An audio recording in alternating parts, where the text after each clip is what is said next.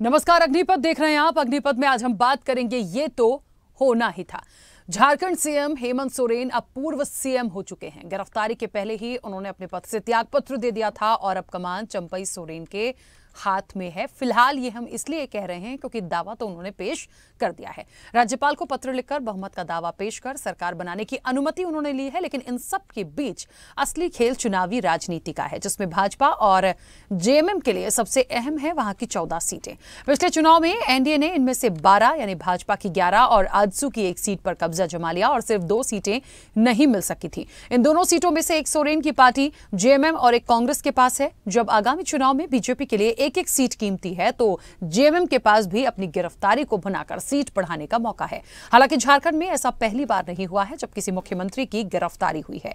इससे पहले भी सीएम गिरफ्तार हो चुके हैं। मुख्यमंत्रियों की गिरफ्तारी की लिस्ट में हेमंत सोरेन तीसरे नंबर पर हैं, क्योंकि इससे पहले 2 सीएम गिरफ्तार हुए थे। इनमें मधु कोड़ा और शिबू सोरेन का नाम प्रमुख है। बीजेपी के पास भ्रष्टाचार तो मुद्दा होगा, पर हेमंत सोरेन के पास उन्हें प्रताड़ित करने का मुद्दा है। सत्ता की कमान भले ही चंपई के हाथ हो सकती है, लेकिन दबदबा दिशोम गुरु यानी शिबू सोरेन के परिवार का ही रहेगा।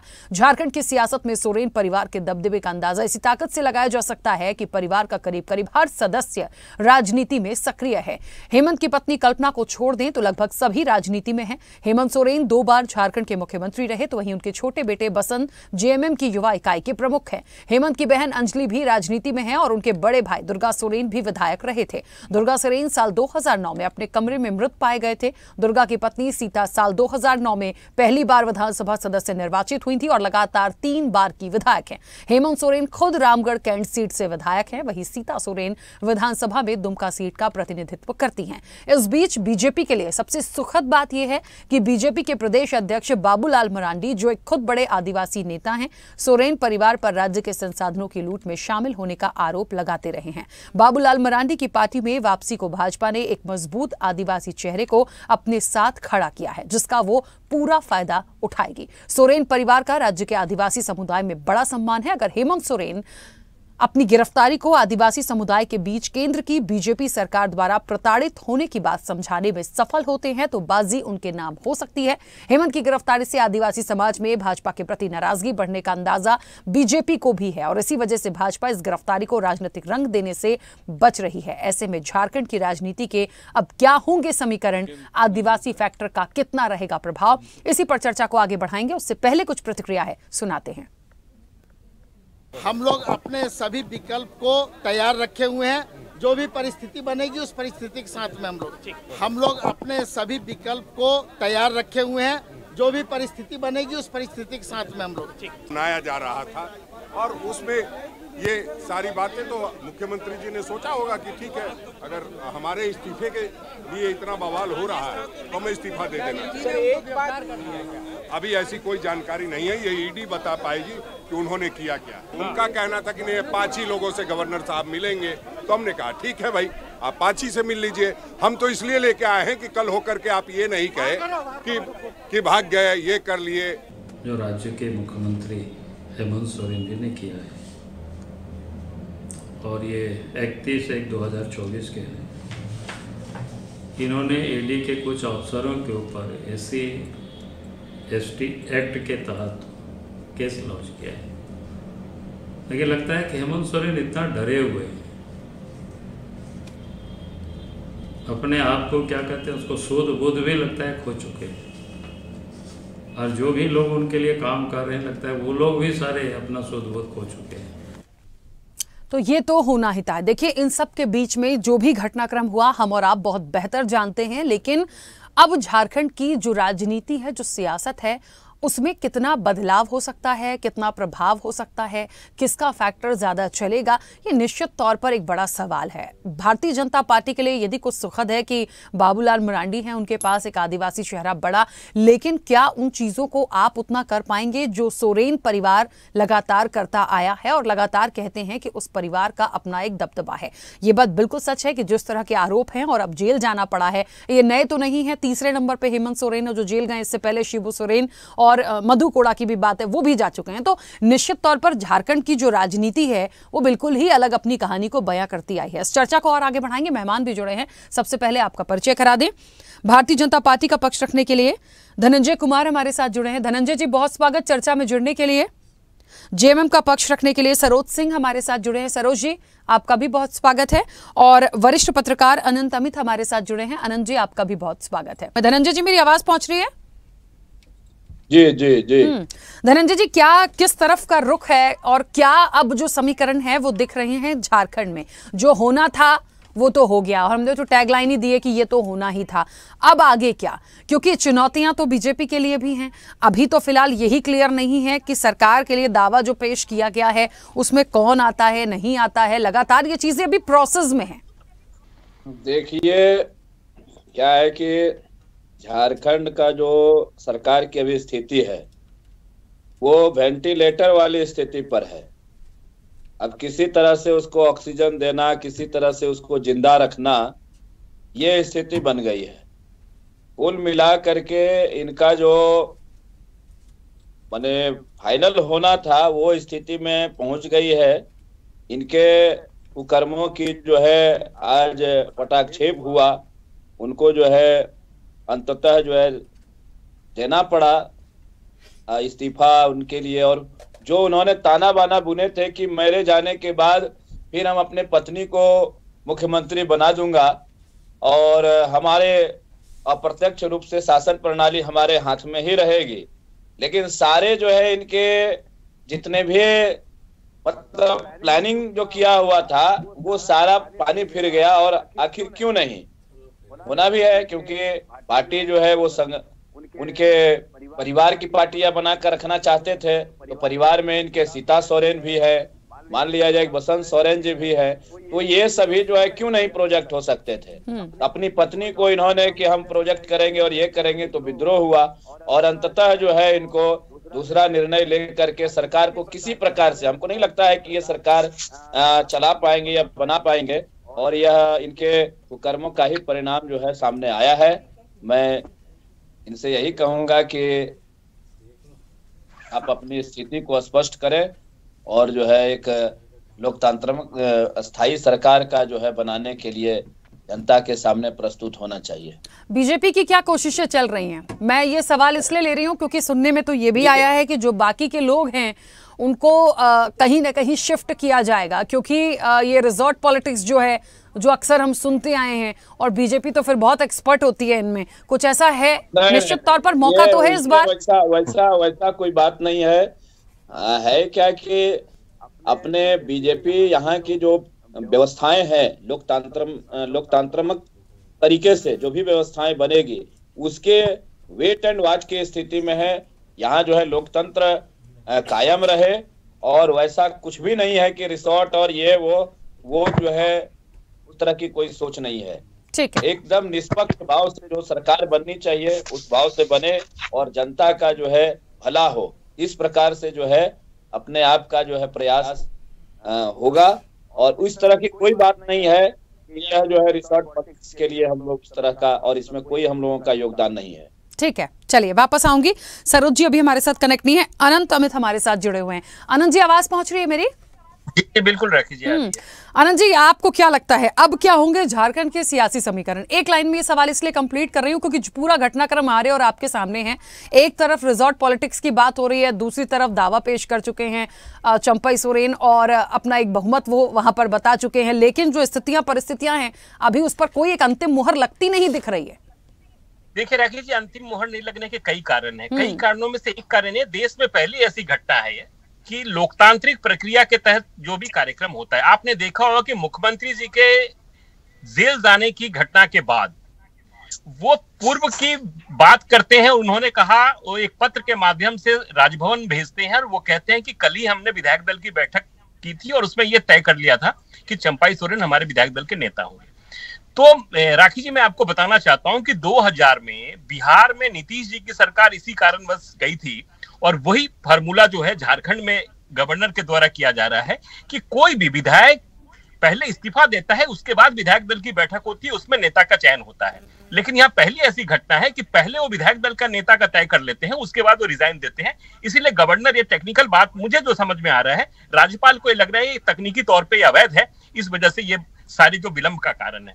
दूसरी हमें ये भी खबर है, हमें कई अपने पत्रकार मित्रों के माध्यम से ये जानकारी मिल रही है कि झामुमो और कांग्रेस के कई विधायक ऐसे हैं, प्रॉपर झामुमो के एक दो विधायक ऐसे हैं जो खुद चंपाई सोरेन को नेता मानने से मना कर दिया है, जिसमें सीता सोरेन जी का प्रमुखता से नाम आ रहा है, जो कि शिबू सोरेन जी की बहू है और झामुमो की वरिष्ठ विधायिका भी है। उनका यह मानना है कि हम चंपाई सोरेन को नेता मानने को तैयार नहीं है। तो हमें यह लग रहा है कि जो अंदर से ये जो रिपोर्ट आ रही है, हो सकता है कि सीता सोरेन भी दावा पेश करे। तो इस वजह से गवर्नर जो इतना विलंब कर रहे हैं, तो उनके पास भी कई कारण है विलंब करने का, जिसके वजह से न्योता नहीं दिया जा रहा। अभी 5:30 बजे का समय फिक्स हुआ है। अभी हमें लगता है कि 15-20 आधे घंटे में दूध का दूध पानी का पानी हो जाएगा कि आगे झारखंड की राजनीति किस रफ्तार में जाएगी और कहां जाएगी। अच्छा, एक बात और है आनंद जी, यहाँ पे बीजेपी को जिस तरह से एक तरफ कह रहे हैं ना, रिजॉर्ट पॉलिटिक्स भी चल रही है, बीजेपी बड़ी माहिर होती है। हालांकि यहाँ पर बीजेपी का पक्ष रखते धनंजय जी, वो कह रहे हैं कि नहीं, हम लोकतांत्रिक व्यवस्था से ही चलेंगे, हम ऐसा कुछ नहीं कर रहे हैं, हमारी ऐसी प्लानिंग नहीं है, और झारखंड के लिए तो अभी हमारा कोई ऐसा सेटअप है नहीं। क्या ये सच है? क्या कोशिशें नहीं हो रही हैं? या देखिए, निश्चित तौर पे राखी जी, आज हमारी सुबह किसी विधायक से बात हो रही थी जो कि सर्किट हाउस के अंदर बैठे हुए थे, झामुमो और कांग्रेस के दोनों के विधायक थे। तो हमें यह सुबह 9 बजे ही ये जानकारी मिली कि खरगे जी ने झारखंड के एक वरिष्ठ विधायक को फोन किया और उन्होंने ये कहा कि हम चार्टर्ड भेज रहे हैं और 2 चार्टर्ड से सारे लोग हैदराबाद आ जाएंगे। तो यहाँ पर स्थिति यह है कि कांग्रेस को खतरा यह है कि उनके कई विधायक टूटने की संभावना झारखंड में जो बनी हुई है, तो कांग्रेस अपने विधायकों को बचाने के लिए, अपने अस्तित्व को बचाने के लिए ये लड़ाई लड़ रही है। और झामुमो का ये कहना था कि साहब, यदि हम हैदराबाद चले जाते हैं, इस बीच में यदि हमें राजभवन से खबर आती है, राज्यपाल बुलाते हैं और पैरेड करने की बात करते हैं, तो हमें आने में समय लगेगा, और इस समय में अगर हम नहीं पहुंचते हैं तो राजभवन ये कह सकता है कि हमने आपको बुलाया, आप आए नहीं। इसलिए झामुमो के विधायक झारखंड छोड़ना नहीं चाहते हैं। लेकिन कांग्रेस का यह दबाव है कि अपने विधायकों को बचाने के लिए कांग्रेस ये चाह रही है कि अपने सुरक्षित स्थान पे, चूंकि तेलंगाना में कांग्रेस की सरकार है, तो हम सारे विधायकों को तेलंगाना लेकर चले जाएं, हमारे विधायक भी सुरक्षित रह जाएंगे, बाकी अपना जो कार्यक्रम है वो भी हमारा चलता रहेगा। लेकिन मैं दावे के साथ कह सकता हूं कि झामुमो के विधायक हैदराबाद जाने के इच्छुक नहीं है, लेकिन कांग्रेस अपने 17 विधायकों को बचाने के लिए ये काम कर रही है। ये जो रिसोर्ट पॉलिटिक्स की जो बात आप कर रही हैं, ये कांग्रेस की देन है।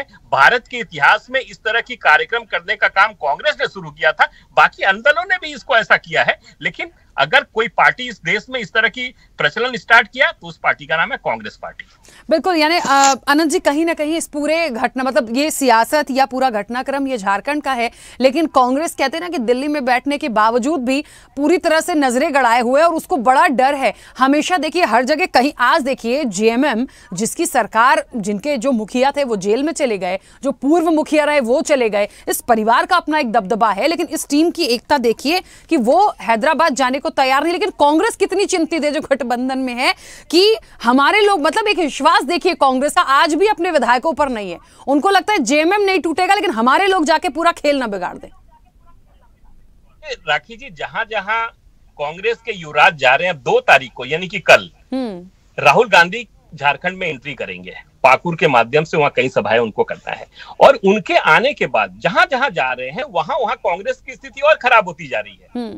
तो कांग्रेस अपने अस्तित्व को बचाने के लिए, और राखी जी, मैं एक महत्वपूर्ण बात आपको बताना चाहता हूं आपके चैनल के माध्यम से, ये पहली बार 2019 में राज बनने के बाद 24 वर्षों में कांग्रेस 17 सीट जीत कर आई है। और मैं आपको दावा के साथ कह सकता हूं राखी जी, आने वाले इस भविष्य में कभी भी कांग्रेस इतनी सीट नहीं जीत पाएगी, क्योंकि स्थिति जो बदली थी 2019 के चुनाव में, रघुवर दास जी के नेतृत्व में चुनाव लड़ रही थी भारतीय जनता पार्टी, और एंटी कॉम्बेंसी और आसू का अलग होना और रघुवर दास जी का बोल बच्चन, ये भारतीय जनता पार्टी के लिए नेगेटिव था, जिसका प्रॉफिट झामुमो और कांग्रेस को मिला। कांग्रेस 17 सीट जीत कर आती है और झामुमो 30 सीट जीत कर आती है। और आज परिस्थिति यह है कि कांग्रेस को यह लग रहा है कि हम अपने किला को कैसे बचाएं, उसके लिए 17 ही अगर जीत कर आ जाएं तो उसके लिए बहुत बड़ी बात होगी। और मैं एक बात बताना चाहता हूं, मैं नाम तो नहीं लूंगा, लेकिन कांग्रेस के 5 से 6 विधायक हैं जो कि लगातार भारतीय जनता पार्टी के कई वरिष्ठ नेताओं के संपर्क में है, और आज प्रातः जहां पे इनको ठहराया गया सर्किट हाउस में,